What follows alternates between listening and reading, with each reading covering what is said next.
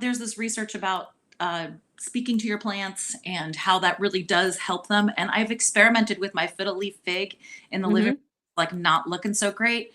And I gave it a pep talk, and I swear, like, telling you, Okay, like, wait. I wanna hear this. I wanna hear this fiddle leaf fern pep talk. okay, Tell me. it was just like, you're so beautiful, and you just make our living room so much more, just inviting, and I just love having you here, and you know what I mean, like that kind of thing. As I was, because those plants like to get dusty, like, we live in Mm. Southern California where like the air quality is not great. I mean, dust is like a thing, like I don't know, like something gets dusty, you know what I mean? Like they're just like big shelves for dust, so I was in there just like Mhm. dusting it off and like wiping it down and then spraying it some water. And I was just like, you're so pretty and you're so beautiful. And I've always wanted a fiddle leaf fig plant, and I swear, like in the next week and a half, like 3 new leaves, super shiny, beautiful, you know what I mean? And I was just like, wow.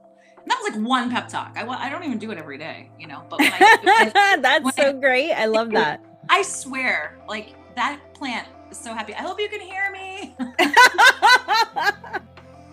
If only we talked as nicely to ourselves as we talk to our plants, the world would be such a happier place.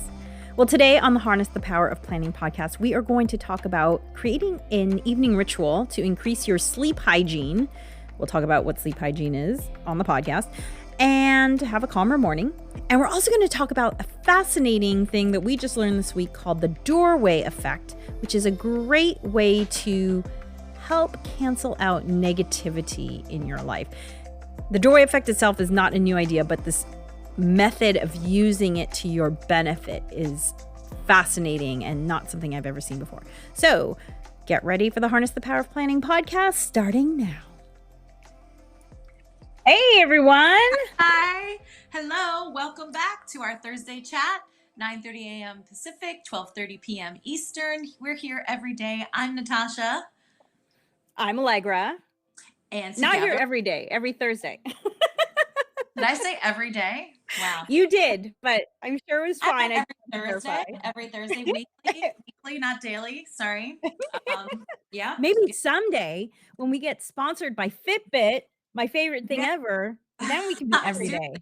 Or Let's put it out there. I'm also taking all coffee sponsorships too. Oh yes, coffee. We like coffee. We like tea. Coffee company that wants to sponsor. I'm also we're also taking those. We're also taking those. Yeah. So we are Beyond Your Wildest Dreams, or we like to shorten that up to BYWD, and we are committed to helping you prioritize yourself, save time, and achieve your goals. Because that's what we're all about. Because that's what we're trying to learn to do better every day, is prioritize ourselves. But not because we're selfish. No, not at all. Selfish. It's not selfish to prioritize yourself. It's because that just makes us happier humans, and then just like better partners, moms, Better in all areas of our in lives. all areas.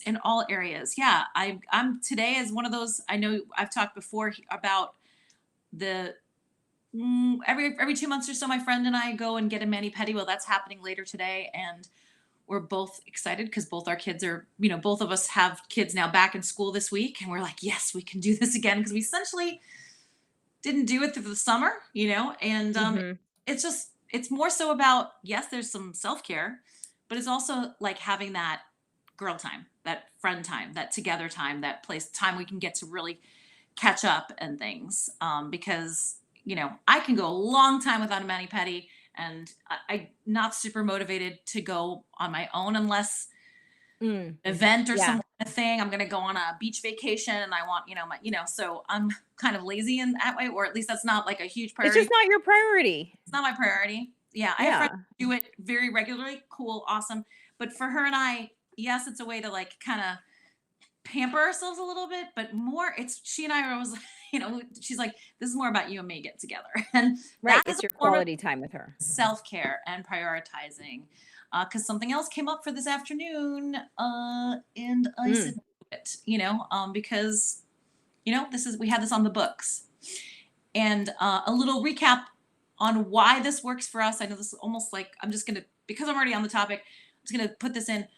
The thing that has helped us really stay on top of prioritizing this way that we get together and the way that we get to pamper ourselves is by making the appointment with a third party, like the lady at the salon, Mhm. when we end our appointment, right? Before that, we had been like, oh, let's just make sure we do it again in like, 6 weeks or something. Great girl, I'll text you.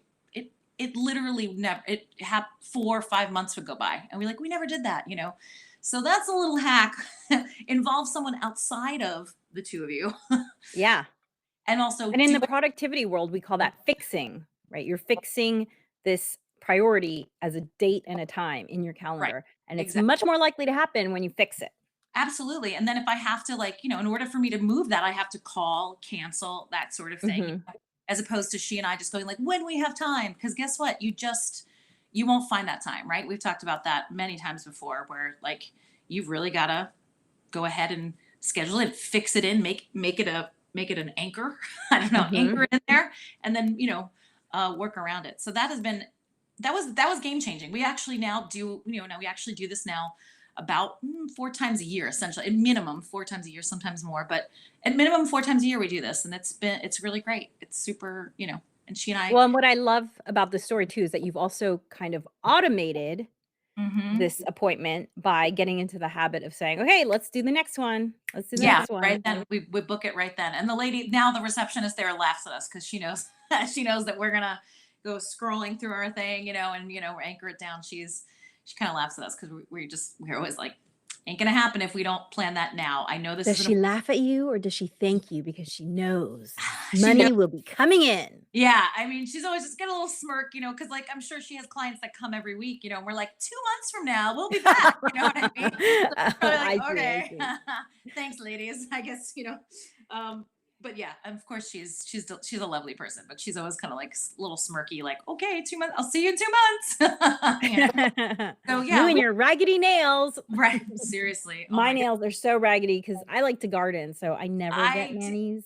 I did some manicures. gardening yesterday, me too, and I'm just like, and I don't even know, like, I have cleaned under my nails like at least 3 times since I've gardened, and still somehow I'm like, how are they dirty again? Like, I don't even. Yeah.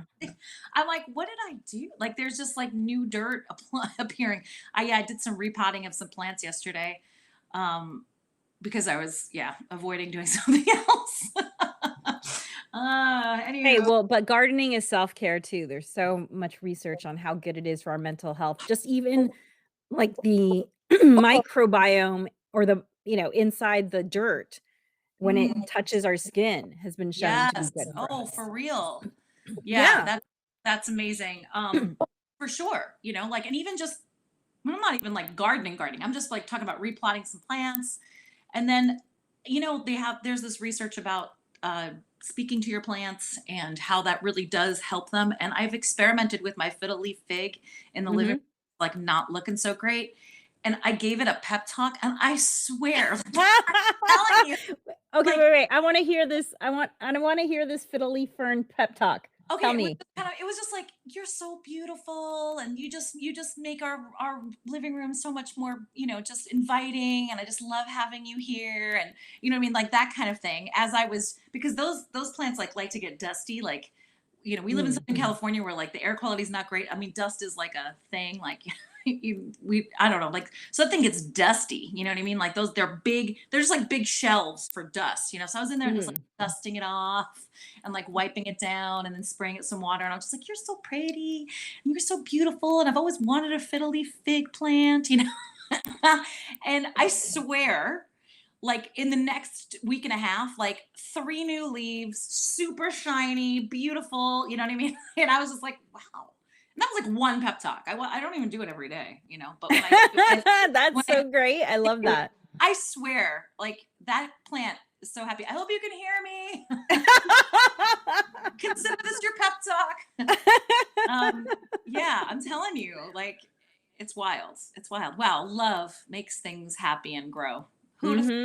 Who'd have thunk it? Yeah, I mean, everything's energy, Mm, Einstein said, so you're giving that plant good energy. yeah, and that plant gives it back for sure. There you go. So for those of you who might be joining us for the first time, we usually have a little chit chat at the top and then we get into a topic. Our topic today is creating an evening ritual to support sleep hygiene and a calmer morning. And we're going to get into it soon. However, I learned something new this week that I've been saving for today because like when I heard it, it was like, and so I wanted to share it here. And have you ever heard of something called the doorway effect? Are you kidding me right now? No. Did you hear about it recently? Like 2 days ago, I looked it up. Oh my God, me too. Somebody mentioned it in some reel I saw or something. What is happening? Okay. That's so crazy. Oh my gosh. I mean, yeah. Okay. Okay. So the doorway effect is, and I'm just going to read this definition. The doorway effect is a psychological phenomenon characterized by short-term memory loss when passing through a doorway or moving from one location to the other. So, you know how people say, I walked out of the room to the kitchen to get something, and then I forgot what I went to get.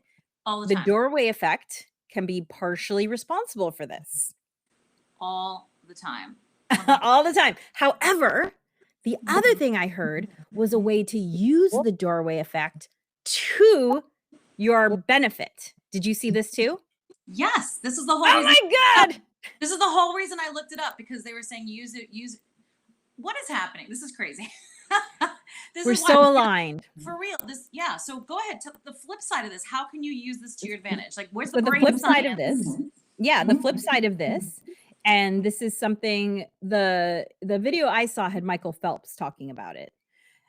So when he is struggling with anxiety, he will use the doorway effect to his advantage by, when he has a negative thought, he will walk through a door and he will say an affirmation so that it'll help his brain dump the negative thought and then plant the positive thought. Isn't that wild? Yeah. I thought that was a brilliant combo, because the doorway effect, like, okay, that's interesting. But then to use it in a proactive way to dump negative thoughts. It's crazy. Yeah. Because I've attributed that to, old age. Like, I walk into the kitchen, I can't remember what and then you go back to where you were and you're like, oh, you'll remember it. And hopefully by the time you come back again, you remember it. But yes, I thought the same thing. I was like, wow, that is an amazing way to use this phenomenon that is researched and exists and is not like, it just happens. It's a thing that happens, and our brains just already behave that way. And if you followed us before, you know that we're total brain science nerds and we love using it to our advantage. And this is definitely one of those things. This is so funny you bring this up, because I was literally going to say, Alegre and I should talk about this. That you can use that to your advantage. And my younger son is having a little trouble right now with there's a lot of transition. Like, he's sleeping in his own room for the first time. And so he's getting really anxious come bedtime. Right. And I was thinking to myself, how can I help him how can I maybe guide him in using this doorway effect idea to help shed, it may not be as easy as that. I'm not really sure, but it's worth a try. Right. Definitely. So I think you and I should experiment with this, and it can definitely be a topic of an upcoming podcast. And we could talk about how our family has experienced it, because I definitely want this to become something that our family uses and, experiment with it. Yeah, absolutely. So if you out there have never heard of the doorway effect and are so happy now that there's a name for forgetting what you went to the kitchen for your scissors or whatever, and maybe you feel a little better knowing that this also happens to Michael Phelps, who is a decorated Olympian, and it's not just old age or whatever. So if that's a new concept to you, please jump in the comments and say that. And then also, if it's not a new concept, have you used it as a way to, kind of cancel, delete, and have this new thought come forward? You're replacing it with this other, idea when you have a negative thought, or that's really kind of amazing. Yeah. So have you tried doing it? Have you I haven't tried doing it yet. Oh, we have a comedian here who says that we should remove all the doorway frames in our house so that the doorway effect won't happen anymore. Thank you for that comment. Yeah. Vishant. that's remove all doorway frames in your house. I mean, that is also a way to combat that. And then I was thinking, Yes. funny because I was thinking that too. I was like, okay, so if this is something about how our brains work, like did cave people, like when they left their cave, like be like, oh, what did I come out here for again? I was gonna kill that saber-toothed tiger, but I, you know what I mean? Like I was just wondering, like, has this been something that's been part of our development for forever, Well, I pre mean, doorways? I was an anthropology major in undergrad, so I always try and relate things back to how we evolved. And, there's many periods in our lives where your brain goes through pruning periods where it prunes information that it doesn't need anymore to make Mm, space for other information. And hmm. given the fact that, as we've discussed before, your brain takes up 2% of your body weight, but uses 20% of your calories, So crazy. I'm guessing your brain is just always looking for reasons to dump information. And so Yeah. it probably considers a change in location as, okay, new things to look for. Because really, our brain's number one concern is keeping us safe. And when we're in our home or in a room that, that's one thing. It's thinking about the things that are going on, and once you feel safe, it kind of turns off, and you can think about other things. But then when you move to a new location, your brain probably goes into, "Okay, wait, is this safe? I need to check this out first." Right, like just dumps, yeah, completely. It's like we're out of that environment. No Yeah. need to hang on to that information. Yeah, yeah, interesting. Really, really fascinating. Really, Yes. yeah. Okay, What? so we'll come back to this topic because it is so up our alleys. And by the way, if you want to follow all the things we do, we send out weekly newsletter, we send out free printables. Go to bywdreams.com. That's beyondyourwildestdreams.com, bywdreams.com. And yeah, stay up to date with everything that we've got going on. But now for our topic. Yes. Again, this couldn't be more timely. Aside from that, the last topic being something that was just synchronized, this is super timely. We had a rough morning, and it's only the Mhm. fourth day of middle school and high school, and it was a rough morning. It was a rough morning. Yeah. So Mm. let's get into it. So we're talking about creating an evening ritual. So if you're familiar with our bouquet of books, you know that one of our books, Rock Your Morning, is all about taking control of your morning by having a morning ritual. However, we do discuss in the book the benefits of an evening ritual to support your morning ritual. And so we're going to focus right now on an evening ritual in order to support something called sleep hygiene. Now, what is sleep hygiene? Sleep hygiene is all about ensuring that you set yourself up for a good night's sleep because when you're sleeping, that's when your body and brain, right, your whole body, your brain is part of your body, but I'm just saying body and brain have the chance to repair themselves. And studies have shown actually that there are different stages of sleep. Your brain actually locks in different memories depending on what stage of sleep you're in. And studies have shown that if you're not a deep sleeper, so apparently light sleep is when you lock in bad memories, but Ooh. deep sleep is when you lock in positive memories and learning. So, if you know someone who struggles with sleeping deeply, they may also tend to have a more negative recollection of the things that went on in their day, and also they might have difficulty cementing any learning that took place that day.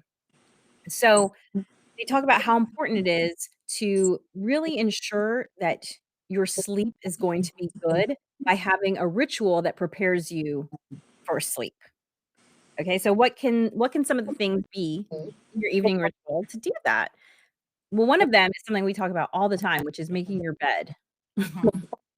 Which seems crazy, but it really does. Yeah, because making your bed is something you do in the morning, and it takes me less than 30 seconds to make my bed because I have a pretty simple bed layout. And however, they've shown that when you unmake your bed, it actually primes your brain for a better night's sleep because you're sending a signal like, "Oh, I'm getting ready for bed." Now, here's the thing. It's possible to kind of undo that benefit if your brain starts to associate doing other things besides sleeping with your bed. So for instance, if you're scrolling or watching TV or doing anything else that is really stimulating for your brain, then you're kind of undoing your sleep hygiene Right. And routine. so, as you know, this is not news. Like having a screen curfew, a hard no more screen time, is a huge help to having a better sleep diet or a sleep routine or hygiene. Mhm.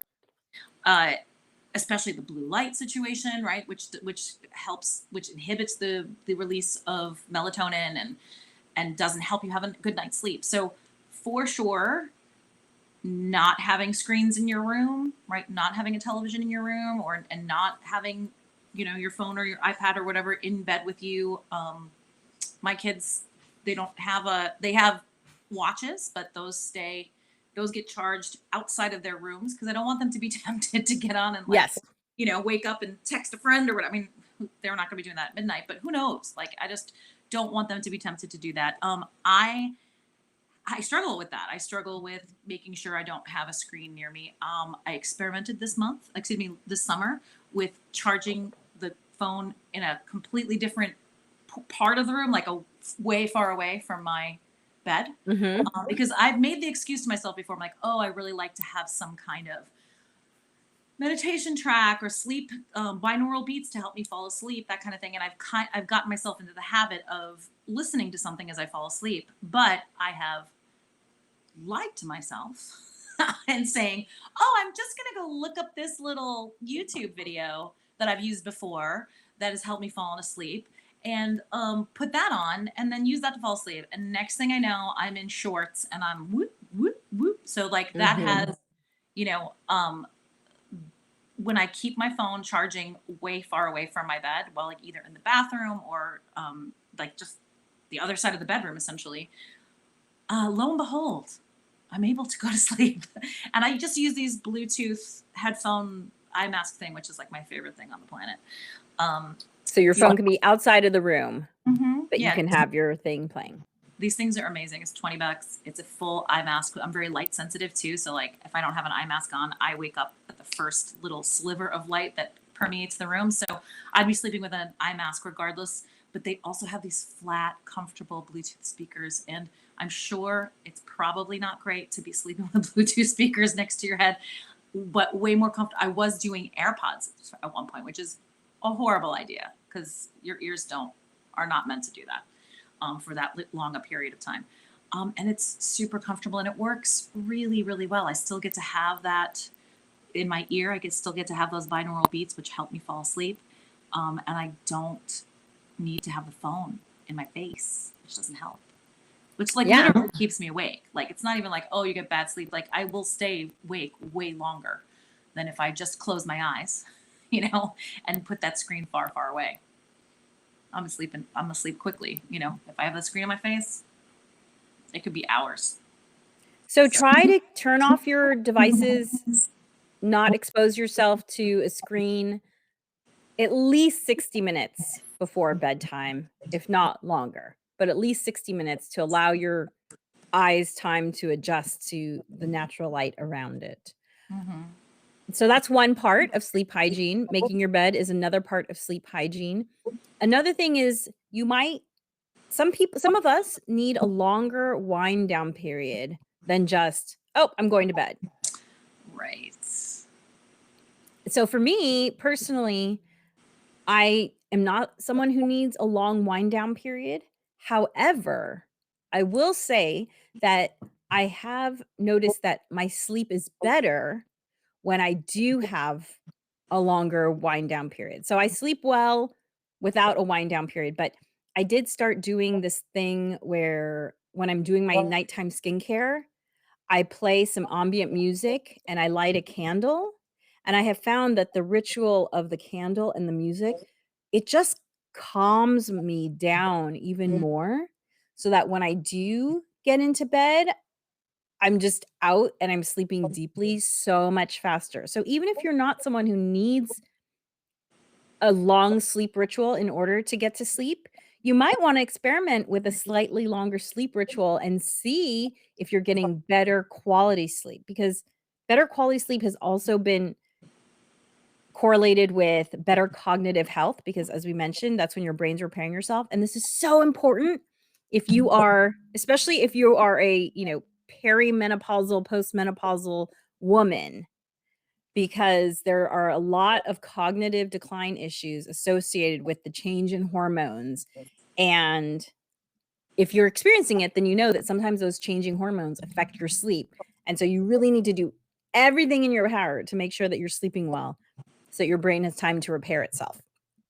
So that would be the other thing, is figure out what sleep ritual works for you. Maybe it is, like I said, some skincare where I'm touching my face a lot, which is stimulating good chemicals because it's kind of like giving yourself a hug with the candle and the music. Maybe you want to take a bath.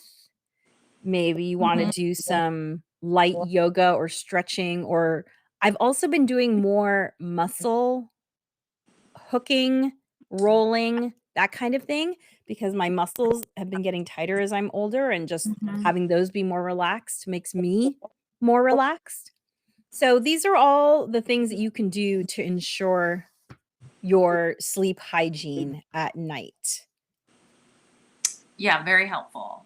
Super helpful. I love the stretching is definitely helps me feel ready for bed. That's definitely a thing that makes me feel just a little sleepy sometimes. You know, By the way, do you do PNF stretching at all? I don't know what that is. So that's something that I was reintroduced to recently. I remember hearing about it a long time ago, but I used to be very flexible. And so anything that increased flexibility, I kind of was like, I'm okay. However, I am a lot tighter now. My muscles are a lot tighter now.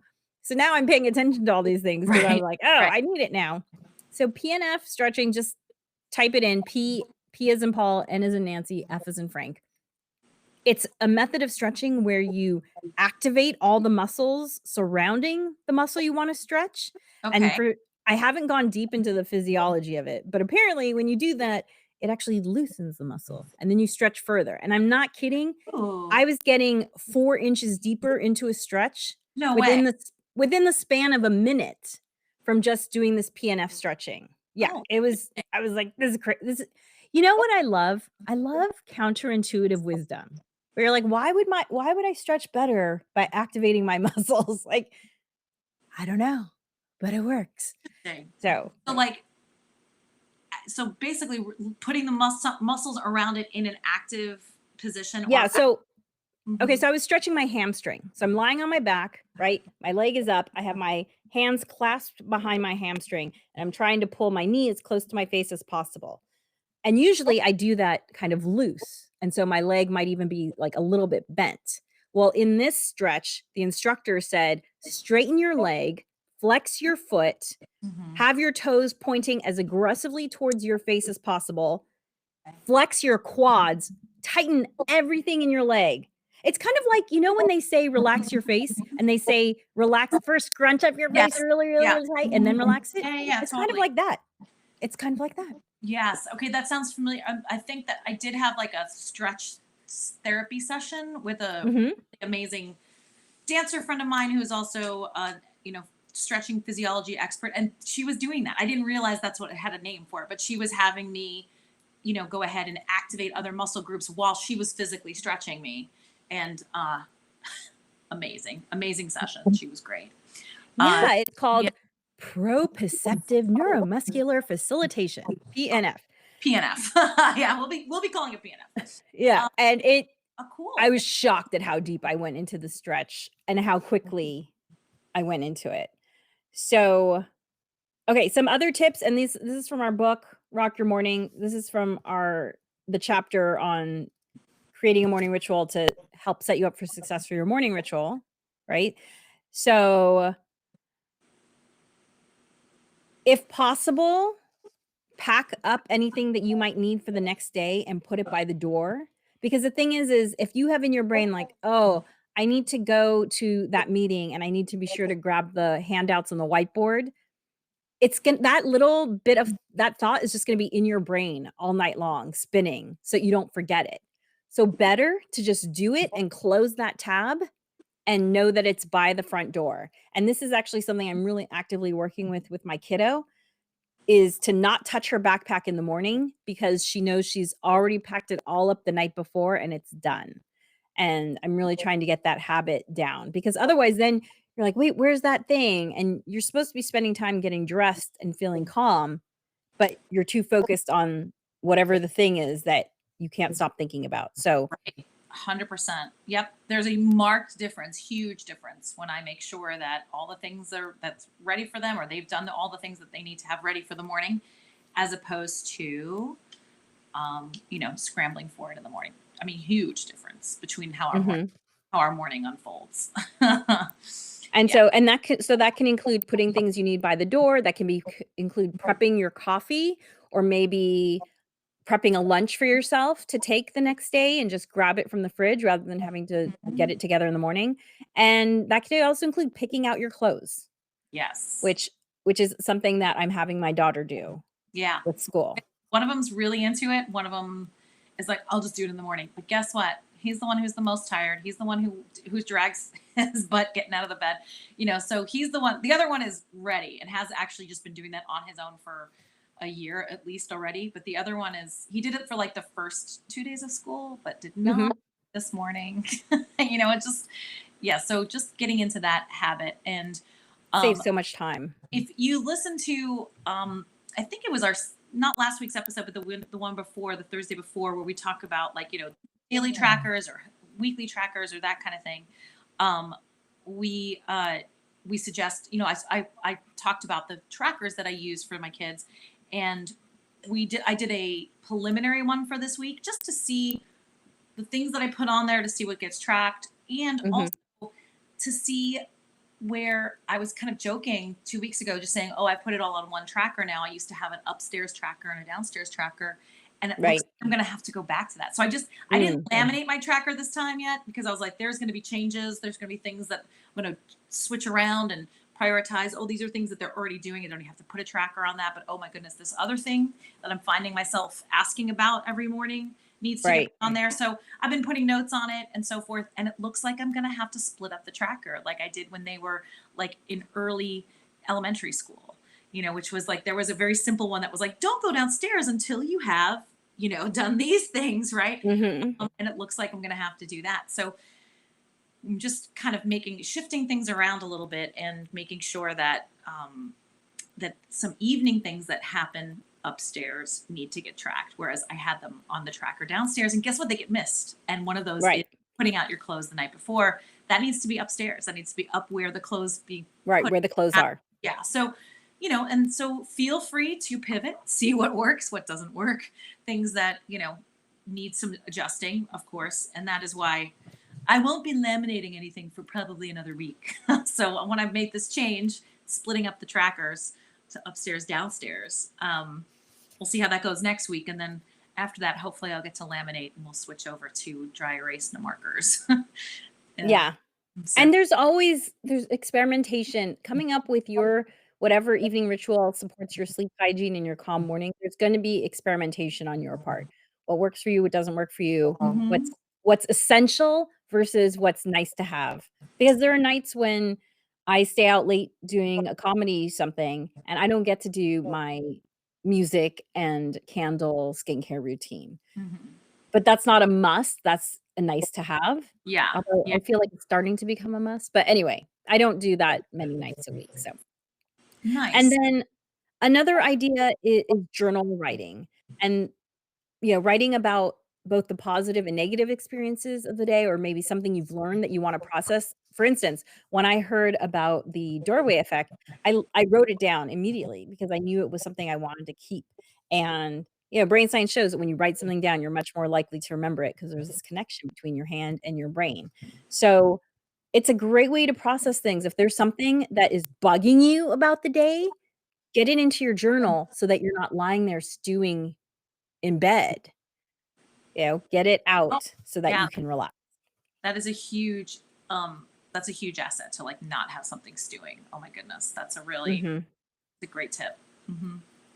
So just to summarize, our tips for creating a evening ritual so you have some good sleep hygiene is the tech curfew, prepping for tomorrow by putting things by the door or picking out your outfits or whatever, engaging in relaxing activities such as a massage, self-massage, a shower, maybe a cup of tea while you're doing skincare, whatever, and then journaling. So those are just some ideas for creating your own evening ritual so you can sleep better and have a calmer morning. Yeah. Hopefully you do. Hopefully everyone in your house does. Hopefully everyone gets on the same page with doing an evening routine to help the mornings go more smoothly. Let us know So what thank you. comment, and we'll look forward to seeing you next week. Yeah, so comment wherever you're watching. And as always, if you want to hear the audio only portion of this, it will go up as the next episode of the Harness the Power of Planning podcast, which you can get wherever you listen to your podcasts. And to follow us and get our emails, go to bywdreams.com and sign up for our newsletter. Dream wild, wild dreamer. Thanks for joining us for the Harness the Power of Planning podcast. Be sure to like and subscribe wherever you listen.